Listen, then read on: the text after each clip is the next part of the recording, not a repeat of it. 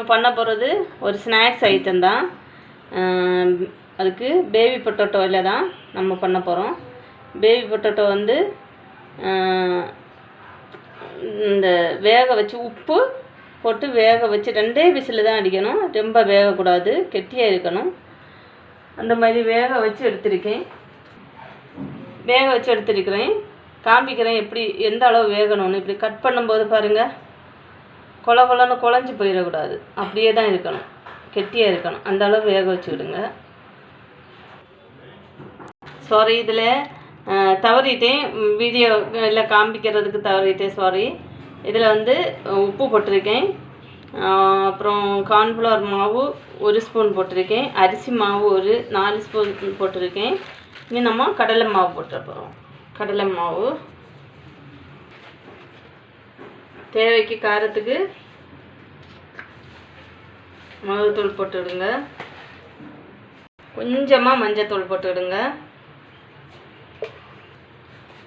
இதில் காஷ்மீர் சில்லி இருந்தால் போட்டுக்கிடுங்க. நான் வந்து கொஞ்சமாக கலர் பொடி தான் போட்டிருக்கேன், காஷ்மீர் சில்லி இல்லாததுனால போட்டிருக்கேன். நீங்கள் வந்து கலர் பவுடர் போட வேண்டாம், காஷ்மீர் சில்லியே போடுறது தான் நல்லது. இதில் வந்து 2 பச்சை மிளகா, பூண்டு, இஞ்சி போட்டிருக்கேன். இதை நல்லா அரைச்சி எடுத்து போகிறோம். கொஞ்சமாக தண்ணி ஊற்றிடுங்க. இது கொஞ்சம் அண்ணனால இந்த மிக்சியில் நல்லா அரையலை, நீங்கள் நல்லா அரைச்சிக்கிடுங்க. நான் இந்த மாதிரி அரைச்சி எடுத்துக்கிடு. இப்போது கொஞ்சமாக தண்ணி ஊற்றி இதை விரைச்சி கொடுக்கலாம். ரொம்ப தண்ணி இருக்கக்கூடாது, கெட்டியாக இந்த மாவெல்லாம் இதில் போட்டாகணும், மசாலெல்லாம். இப்படி கொஞ்சமாக தண்ணி விட்டுடுங்க, இல்லைன்னா ஜாஸ்தி ஆயிடும். பாருங்கள், மசாலெல்லாம் இப்படி கோட்டாகி வரணும். இப்படி எல்லாத்துலேயும் மசாலா பிடிச்சிருக்கு, இந்த மாதிரி. அது அப்படியே கொஞ்சம் நேரம் ஊறட்டும். இப்போது க்ளீன் பண்ணி வச்சுருக்க, இதுக்கு சட்னி பண்ண போகிறோம். க்ளீன் பண்ணி வச்சுருக்க கொத்தமல்லி இலை, கொஞ்சமாக புதினா. ஆல்ரெடி அதில் பச்சை மிளகாய் சேர்த்துருக்கோம், அதனால் ஒரே ஒரு பச்சை மிளகாய், பூண்டு, ஒரு சின்ன வெங்காயம் போட்டிருக்கேன்.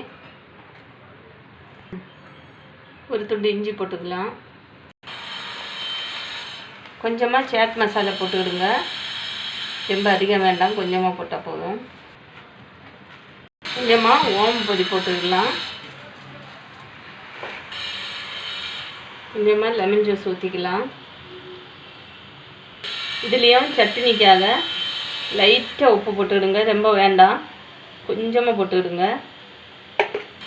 இது வந்து உங்களுக்கு என்ன ஆயில் தேவையோ அந்த மாதிரி போட்டுக்கிடுங்க. நான் கொஞ்சமாக குக்கிங் ஆயில் விட்டுருக்கேன், ஒரு 2 ட்ராப் தான்.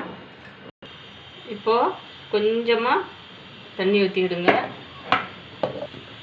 இப்போ வந்து சட்னி ரெடி. இதை ஒரு வாரமாக வைக்கலாம். வச்சுட்டு நம்ம அந்த பொட்டேட்டோ வந்து ஃப்ரை பண்ணி எடுத்துக்க போகிறோம். இப்போது கடாயில் எண்ணெய் ஊற்றியிருக்கேன், எண்ணெய் நல்லா சூடாகட்டும். இப்போது ஒரு பொட்டேட்டோயாக எடுத்து கொஞ்சமாக இப்படி மறைச்சி போட்டு கொடுத்துடலாம், திருப்பி விட்டு. இப்போ நல்லா எல்லா இடமும் நல்லா வேகும். ஸ்டவ் வந்து மீடியம் ஃப்ளேமில் வச்சுக்கிடுங்க, ரொம்ப கூட்டி வைக்கக்கூடாது. மேலே எல்லாம் அப்படியே கரிஞ்சது மாதிரி சீக்கிரம் வந்துடும்.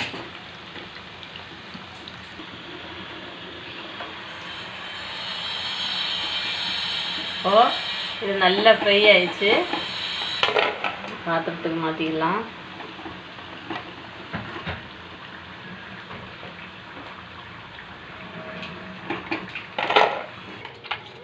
இப்போது ஸ்நாக்ஸ் வந்து ரெடி ஆயிடுச்சு.